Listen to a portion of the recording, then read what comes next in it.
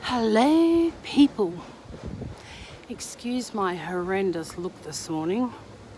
It's actually bloody cold here today on the GC, but I'm lapping it up in my little Rabardo suit, only while I'm outside toileting this little munchkin. Have you been to the toilet yet? Have you? Truly? I don't recall seeing you go. And she usually looks away from me when I'm asking her, did you go toilet? Did you go toilet? You did? Are you sure you went toilet? Are you sure you went toilet? You want to give Nana a high five? High five? High five? High five? Okay, we go in a minute and I'll give you a treat. Just let me say what I have to say first.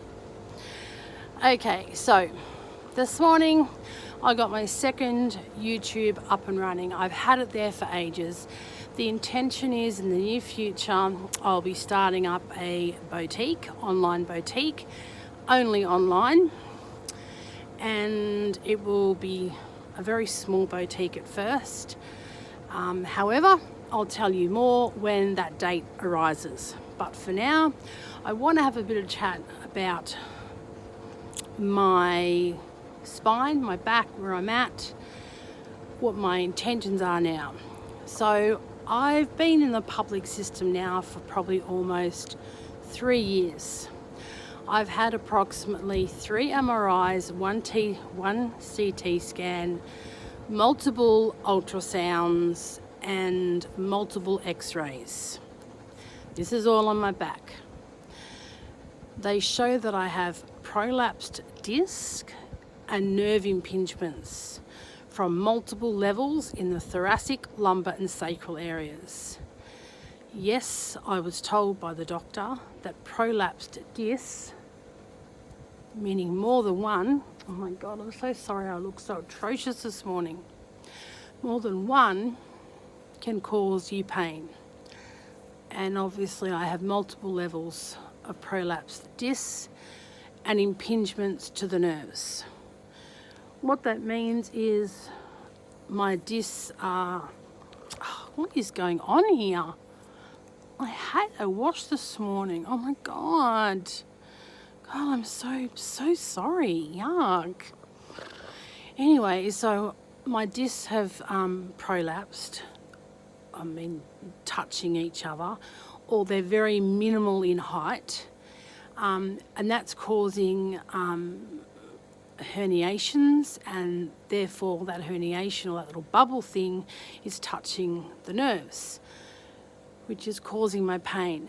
So I know that the pain clinic has said that your nerves retain memory. Well, God forbid when the problem is fixed, because this is the type of pain that I still could be looking at, but I don't care about. I'm not looking at that at this stage. So I've decided to go down the path of a private neurosurgeon. I've made an appointment for late October, which will be after my bariatric surgery. God help me, I'll probably have lost about 10 to 15 kilos by then.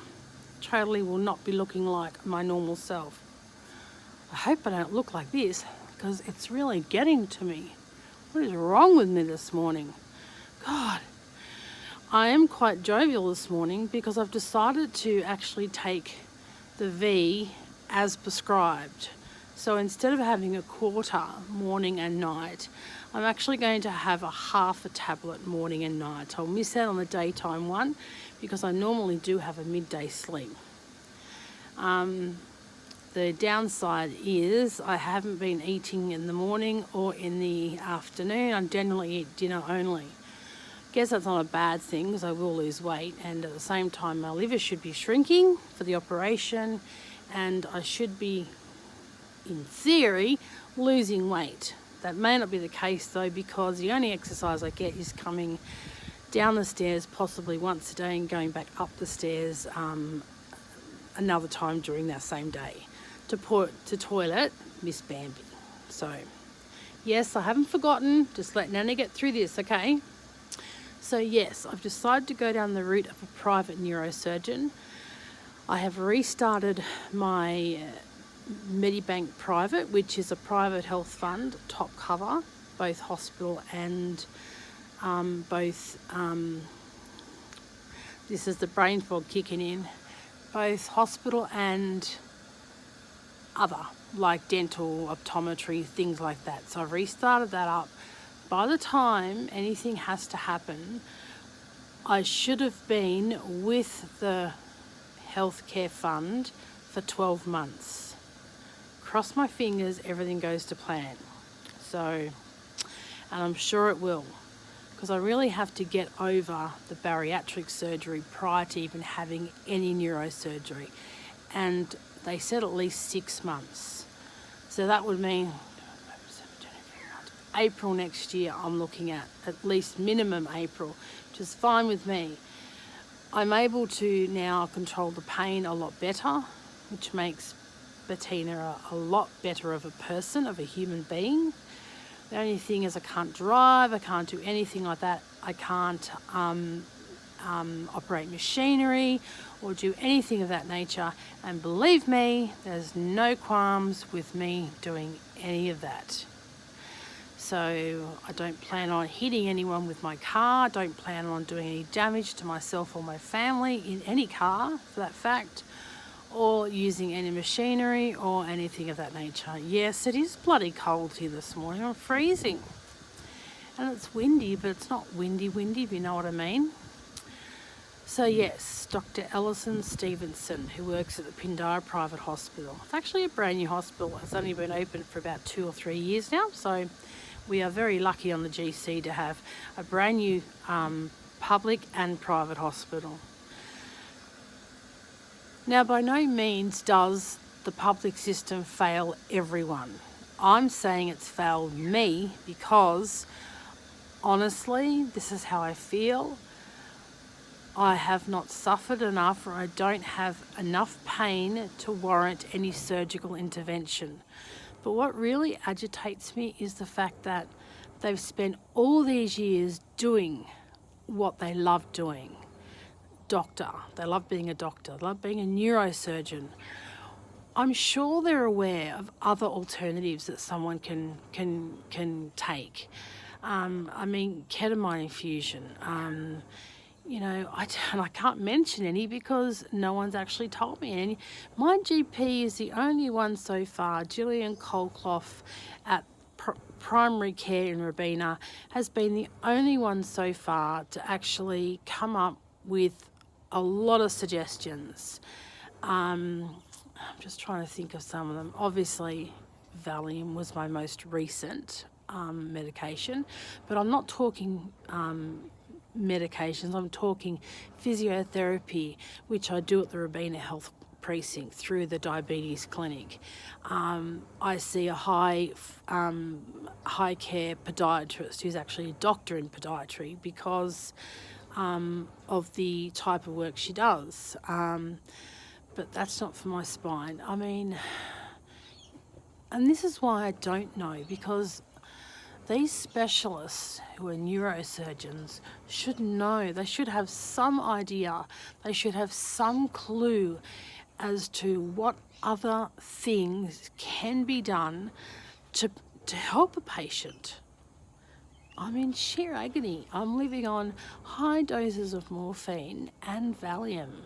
And I can't say it too loud because I don't want any of the neighbours to know, because, these things are addictive. I hate the fact that I'm now addicted to narcotics. It's ridiculous. The day that I finally get weaned off these drugs is the day that I will celebrate and have a party. I truly mean that. I truly do mean that. These drugs are the most horrific type of medications anyone could ever be on. Sorry, I'm having a bit of a spin at the moment, and this is the contradictions to these medications, and I bloody hate them. Is not only can you drive, you feel shocking. Sometimes if I move too fast, I get dizzy. I haven't so much passed out, I have fallen. I've lost my footing and I've fallen twice now, so I'm very careful. I'm home alone at the moment, and believe me, I'm terrified to go back up those stairs again by myself after Bambi's been out to the toilet, so I may actually wait for my husband to get home. At the moment, my husband and I are going through a bit of a hard patch, but that is just a patch. I know it's going to come good, and I'm not going to let that get me down at all, because, as I said, it's just a little patch of badness, and that big patch of goodness will come back soon. We've got a history of doing this, and no, it's not good, and yes, we should be seeking marital advice from a professional counsellor, but I don't think he's up for it, so what can you do? I take care of my own mental needs, my own physical needs. So I bought myself a shower chair, and I've got myself a little thing that I've stuck up to the shower on the wall. I think I've shown you in a previous video, which I'll link the URL below. It's a lot easier now to shower myself.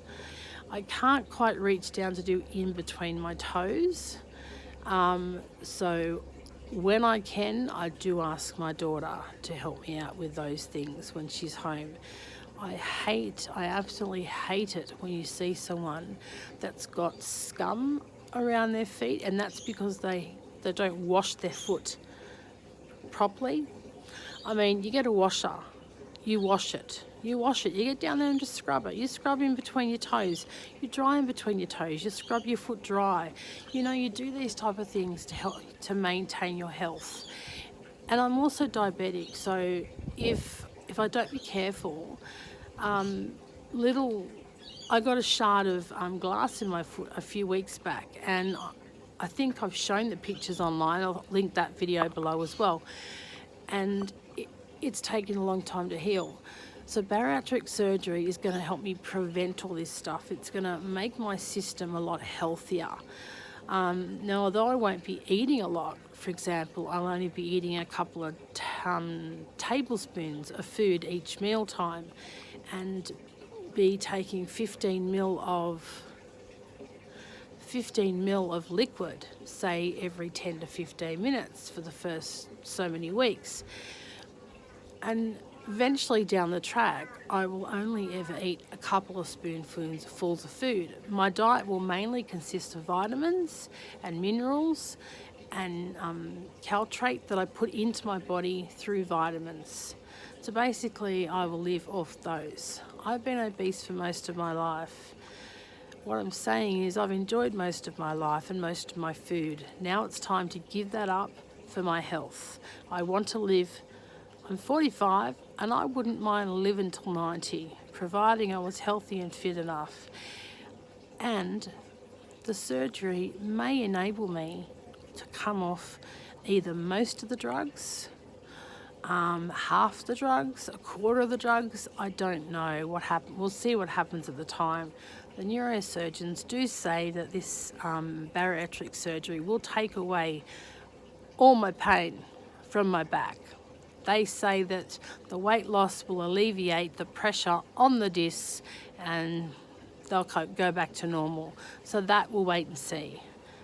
I have also heard from a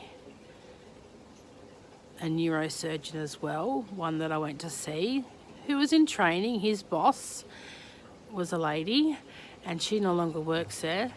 Good. And he actually told me at the time that even bariatric surgery wouldn't help with the bulging discs and the pressure relieving them. So we'll see what happens. The bariatric surgery isn't just going to help the spine, it's going to help a lot more. my diabetes, my blood pressure, cholesterol, and there's a lot more. Kidneys, liver, although they are normal at the moment. They seem to be normal through tests that I get done with my diabetes. They're normal tests that get done. So they don't seem to be a problem, my kidneys or my liver. But my mother was she was on renal dialysis for 10 years and died shortly after. Recently, actually, February of this year, because she chose not to go down the path of a kidney transplant, which she could have at the time, apparently, but she chose not to. God rest her soul. She chose to give someone younger a kidney. I think she believed at the time she would live a lot longer than 10 years. Her anniversary date was March of, 10 years in March, long ago, and she died in February. So she missed her 10-year mark by about 1 month. You nearly got there, Mum, you nearly got there. But I honestly did think she thought she'd live long enough. But unfortunately, I have learned over the years, in the most recent 1 year, I've learned more than I've ever learnt before, that when you do go on kidney dialysis and you choose that over getting a kidney transplant, you do only have limited years. Unfortunately, your kidneys are already in failure when you're going on to the dialysis, so you've got no kidney function at all. The machine can only really keep you alive for 10 years. So I want to try and prevent that as well. There's a lot that I want to live for. So, getting back to the public sector though, and how I feel that it's failed me. I wrote an essay and I have cut it down to the shortest possible 1 page, but unfortunately YouTube is only going to let me do it in 2-part series. So this is going to be my 2nd part series. I guess what I want to get out, my main point I want to get out, is that I don't appear to have been worthy enough to see what I would call the head honcho. The doctors you see in the office are under what I believe, or who I believe is a consultant, and they're registrars. Registrars go to their consultants who actually train them over the years for neurosurgery. So every registrar, I'm assuming they're called registrars, that I see, or the doctor under the consultant, has normally told me the results. Now the thing is, my last MRI was only scheduled to get my thoracic area MRI'd, which was wrong, because I told that doctor, I managed to see the head honcho in that time, a year before. She said to me as I was walking out the door, "Don't lift anything heavy, your thoracic area is in danger of becoming very serious." Yeah, not a problem. I don't lift, I don't bend, don't do any of those things, but over the year it's become so painful, I've now had to up the medication to what I'm on. But what gets me is that you're not worthy enough for the head honcho to come in. You're not worthy enough. They don't understand the severity of the pain you're in. Okay, my condition is not theoretically, it cannot be repaired surgically. Great, I understand that. But they would have some idea, surely, of what other possibilities or what other avenues you can go down to try beyond physiotherapy, pain clinic, medication that fucking zonks you or fucking makes you lay in bed all day and you don't eat, you don't drink. And there are other things as well. So I've done most of what I think. So acupuncture is one of them. But unfortunately, I can't drive now, so and my husband works, my daughter works, so I've got to rely heavily on them. So I've got to work around their roster, basically, and sometimes I don't get to see the acupuncturist. She said once a fortnight, and I went, yep, not a problem. But it may be a little bit longer than that, because as I said, I've got to rely on my daughter and my husband because they have the licenses and they can drive me. So I am going to make a part 2 only because I want you guys to know out there that I couldn't fit it all into one video. So I'm fitting what I can into one, and part 2 will come very soon as I can edit it and get it up. I just wanted to express that the public system can work for some people, but it can't work for others, and I'm one of those others, unfortunately, and I'm very upset. And I want to criticise, and I want to provide feedback to the patient liaison officer at the Gold Coast University Hospital, because there are a couple of concerns, and I have put them into wait. You have to wait, okay? Be patient. I'm talking to my granddoggy at the moment. Be patient. I'm coming, okay? But be patient. You have to be patient with Nana. Yes. You have to be patient with Nana. You'll get your treat soon, okay? Yes. So I have highlighted those things because my memory sucks, and I've written it down so that when people do see the video and read the description, they'll understand what I'm talking about, hopefully. So that's about it. I've spoken 20 minutes now. I'm going to insert some pictures of my toe and insert some other pictures which I forgot what I was going to put them in for, but you'll understand because I've already said I was going to put them in anyway. I want you guys to have a fantastic day, fantastic night, wherever you are in this big world of ours. Take care, love each other, love family. And when you have those times where you feel low and down, and I noticed Swoop documented this today that she's had this bout of depression, it is going to be okay. Let it pass. You know, it's okay for me to say this. I do suffer it myself, and I know how debilitating it can be to your emotional, your mental and your physical status.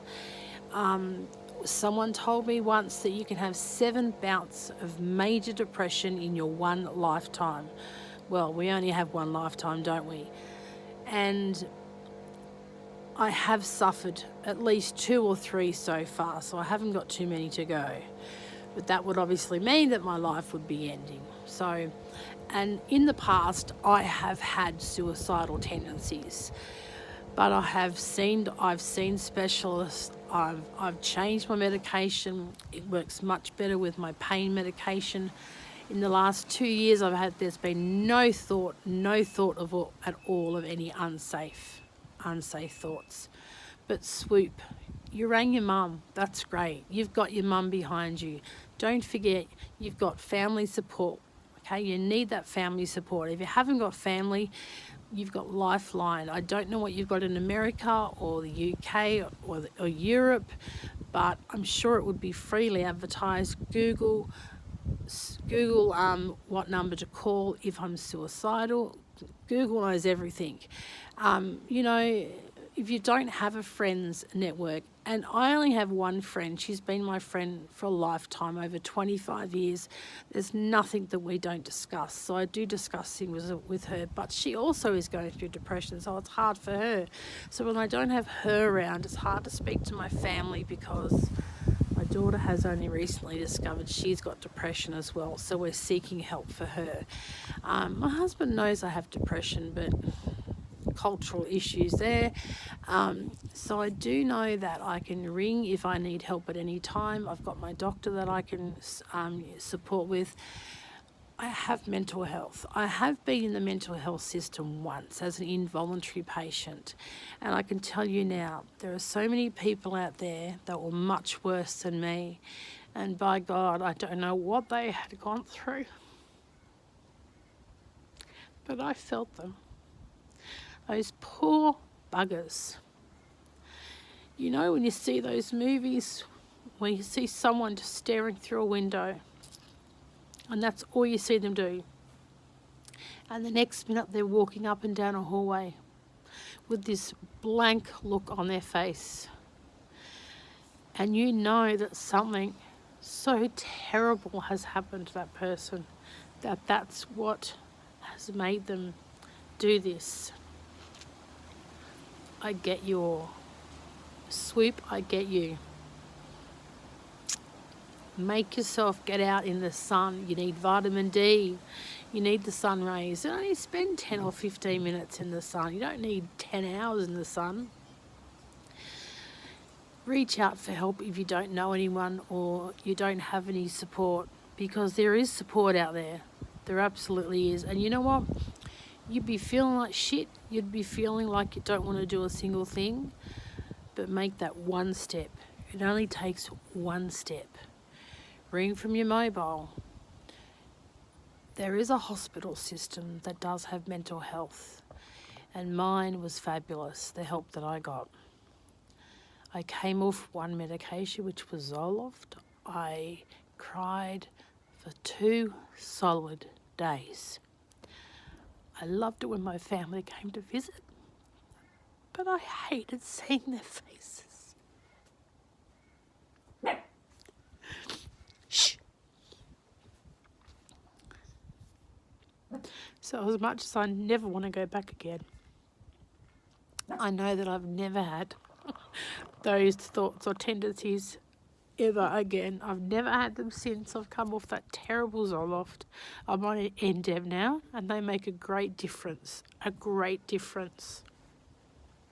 But I do know that if I ever have those thoughts again, I know where to turn.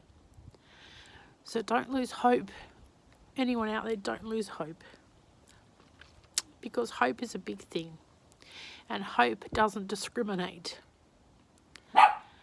Stop. Looks like I'm going to have to go in now. So I'm going to leave things there. Make sure you read my description. I'll keep you informed and let you know how things go, because I really do want this feedback to hit the Gold Coast University Hospital. They need it. I don't care whether doctors are strained and they're understaffed and all the rest of it. Read my comments.